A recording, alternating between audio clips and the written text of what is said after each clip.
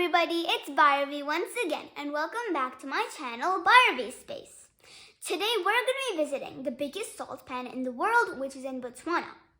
So the biggest salt pan in the world is actually far away from the place I live in Botswana, which is Gaborone, the capital of Botswana.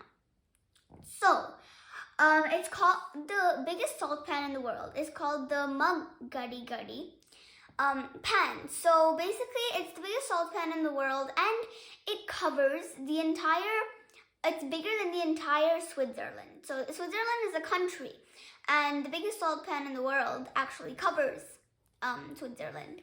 So yeah. So this video will be two parts. This is part one, where I'll be showing you how we went to the salt pans, which were what I saw on the way, and animals and baobab trees. So let's get into the first part. Come on. So after we landed in Maun, we went to this Indian restaurant owned by my dad's friend, Ashok uncle. And I was surprised to see an Indian restaurant in Maun because it's in Botswana.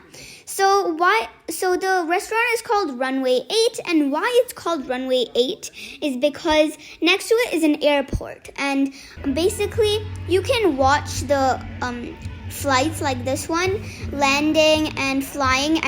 And the runway is also called Runway 8, just like the restaurant's name. So basically you can watch all the private jets, and it was like a little parking lot for airplanes because there were so many. And basically you can watch the private jets and all the airplanes land and fly. And from there we had a good Indian breakfast. So from there we were picked up by a van. So we were heading to the salt pan, Makgadikadi. So here we were stopped at a checkpoint for foot and mouth disease. We all had to exit the van and walk across special medicated mats on the ground to clean off our shoes of the disease. There was like this little puddle, so we had to put our shoes on it. And we drove the van through a trough of medically treated water to clean the disease off our tires too. And then we entered the van again because we were done. And the door of the van was kind of heavy, so my sister couldn't open it, and the driver came and opened it. Then we all entered the van. So then I found a comfortable place for me to sit so I could see all the animals. And this was the A3 highway of Botswana. So we're just driving through the road and we can see some animals. So we saw cattle, those were bulls too. And this, in my opinion, was the best animal. We saw ostriches. Yes, we saw ostriches up close, all wild ostriches, and you can see it clearly here. It's a wild ostrich, and you can see it pretty clearly. And it's just flapping its wings there, and it's moving around freely and walking around. And I've never seen ostriches walking around freely without being trapped in zoos, and we saw it very close too. So I was very happy. Now we can see a little village here. So we saw some houses here and some little huts too, and it was really nice. It was like a little village or a little town. And we saw schools and traditional huts, and we could also see some concrete houses too. Now we saw another ostrich, two ostriches actually. There was a female and a male one. So this is the ostrich here, two of them, see? So there was a female and a male. So now it was flapping its wings and doing a little dance. So now we could see a family of elephants. So they were breaking through a sink to drink some water. So it was very clever of them too. There was a whole family of them, and they were breaking the sink to drink some water. And I was so surprised to see elephants just walking freely on a highway. So I was really happy because I saw them. And you can see them pretty close here, and they were so big and huge. And you can see them compared to the trees. And we could see one walking to come and join the family. So it was walking over there and crossing the road to join its family. And now we can see the elephant walking. Finally, we reached a lodge. It was Gueta Lodge, which was a lodge. We could see some signs here that said it was Gueta Lodge. And instead of going straight this time, we had to turn right to deviate from the highway to join the lodge. So this is the lodge, and we're driving in right now. So it says, "Welcome to Gueta Lodge." And everything was so natural there. I was so surprised to see it because it looked like a little village. There was the traditional huts and over there, and it was really nice. And everything was so natural because even where we kept our bags were a log, and everything was so nice and natural. And for our lodge, we were inside a tiny traditional hut with a bathroom too. So it was like a little bedroom inside. So I'll take you inside and show how it is. So this was the place, and there was like some pictures, and there were 2 beds, and we could keep our bags on them. And the roof was made of dried grass and straw, so that was really nice. And then everything was like a stone floor and a sink made of cement. So yeah. And then there was an open bathroom, but it was a pretty tall wall, so nobody else can see. So it was an open shower too, with convenient privacy. So this is me and my sister and my mom and my dad standing in front of the lodge. So this is the reception place. So there was a sofa, and this is my mom and me sitting here. So this is the reception, and I'm roaming around and observing everything. So over here, there's a pool. It was a pretty big pool. So now we have to go to the salt pan. So this is the driver. Our view, just stop us and Okay, we'll sure. take a picture of that. Okay. Are there meerkats? What is your name? Shine. Shine. Come again, Dennis.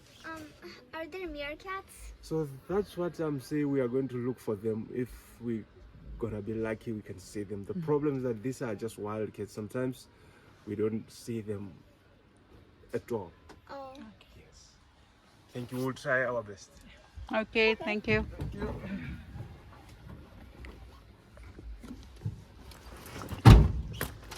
Our driver told us that we could see meerkats, but there was a chance that we could. So to the salt pans was a 2-hour drive, and this was a nice savanna desert, and it looked so beautiful with no humans and no animals right now, and it was just so beautiful.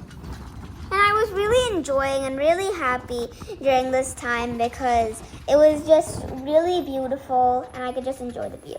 And it felt like the fall season of Canada. And now we could see some cattle. So this was a farming place where some cattle were here, and there were plenty of cows and some bulls too. So they were all running, and it was they were pretty cute too. So it was nice to see them. So we could see a cowboy man too there. So now we could see the great-grandma baobab. So this was a really old baobab.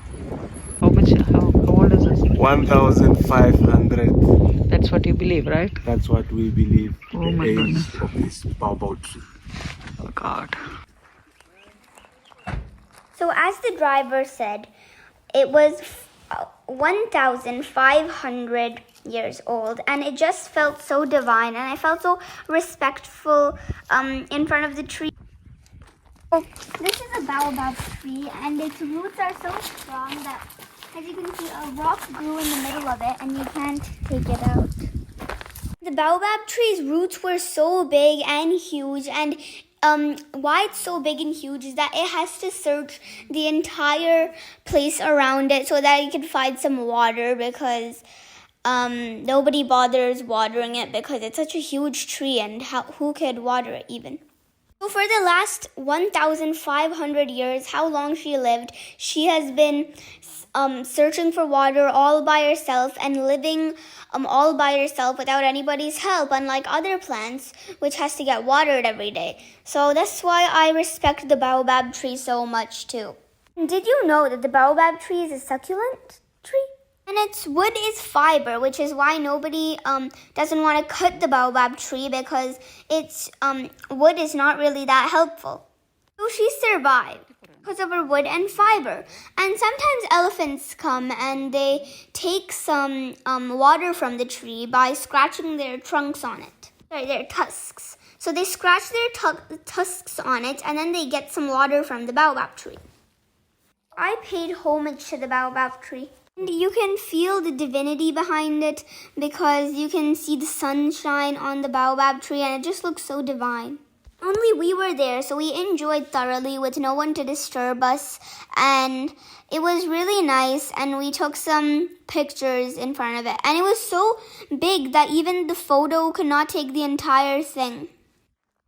So we went and looked at the roots, and the roots were so big and strong, and they were like logs instead of roots actually. And they were so big and strong because a rock grew in front of them, like I said before, and it grew around the rock, the root, so you could not take the rock out. And you can see how rough the root is, how huge and strong it looks, and you can see how it spreads all the way to some length after it, so it's really long too, not only big and strong. So it was probably the best tree I've seen. So see how nature has made this, and it was so cool. So after spending some time there, we went back into the safari truck, and we could feel like some autumn or some fall like vibes, because it was all orange and red around, and yellow too, so it was really beautiful. And now we can see some meerkat holes. So the meerkat digs into these holes and it lives there, but sadly we couldn't see any meerkats. Those are the horses though, and you can see how they're running about freely and eating grass. If you saw there before, you could see the farmer riding on the horse who owns them. So these are farm horses, and they're eating grass here. So we're approaching pretty close to the salt pan, which is why you can barely see anything in the sky. So this is just a little savanna before the salt pan. So we're just in the savanna. You can see the color of the salt pan, so we know we're approaching the salt pan. So this is part 1. Please tune in for part 2. Please subscribe, like, and share my videos with your friends and ask them to subscribe too. Thank you everyone for watching this video, and bye.